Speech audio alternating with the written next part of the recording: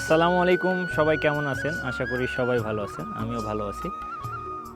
রাজশাহী যেহেতু আমের শহর, এই আমের শহরে অনেক বিচিত্রময় আম আছে যেগুলা বাংলাদেশে বর্তমান সময়ে বাণিজ্যিকভাবে চাষ হচ্ছে। এই ধরনের কিছু আমের সাথে আপনাদের আজকে আমি পরিচয় করিয়ে দেব। তার মধ্যে অন্যতম একটা আম হচ্ছে মিয়াজাকি আম।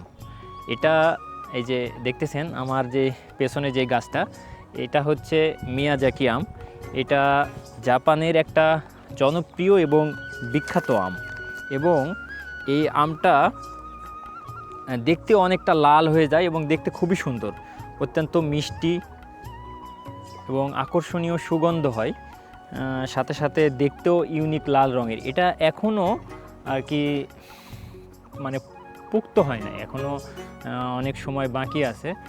একটু ছোট সাইজ হয়েছে, কিন্তু এটা আরেকটু সাইজ বড় হয় এবং দেখতে অনেক লাল হয়। এখানে এটাকে সূর্য ডিমও বলে। আবার যে আমি আরেকটা আম দেখাবো, আরেকটা আম হচ্ছে, এটা হচ্ছে কিউজাই।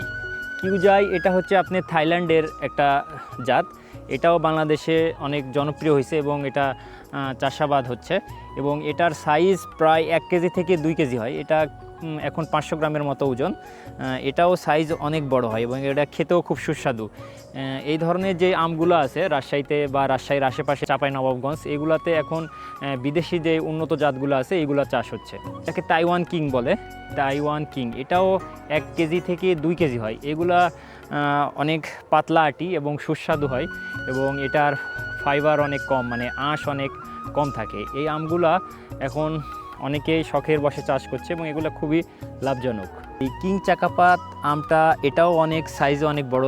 ভিডিওতে দেখতেই পাচ্ছেন যে এটার সাইজ কত বড়, এবং এটা 2 কেজি থেকে 3 কেজির কাছাকাছি হয়। এবং এটার কালার দেখেন, চমৎকার কালার, অত্যন্ত মিষ্টি, আকারে অনেক বড়, এবং আন্তর্জাতিকভাবে এটার একটা স্বীকৃতি আছে। এবং এই আমটা চাঁপাইনবাবগঞ্জের দিকে এখন বাণিজ্যিকভাবে চাষ হচ্ছে। যারা শখের বাগানি তারা চাইলে এই কিং চাকাপাত আম চাষ করতে পারেন, দেখতেও খুব আকর্ষণীয়।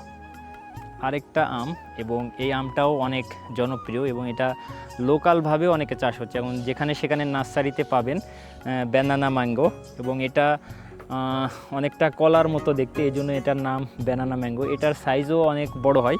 দেখো পুরো গাছটা দেখাও, গাছে অনেক ধরে আছে এবং এগুলা দেখতেও অনেক সুন্দর। এটার যে তুলনামূলক এখনকার যে আমগুলো আছে, গোপালভোগ, খিরসা, ন্যাংরা, এই আমগুলার পাশাপাশি এখন এই উন্নত জাতের যেই আমগুলো আছে রাজশাহীতে, এই আমগুলাও চাষ হচ্ছে এবং এই আমগুলারও অনেক চাহিদা।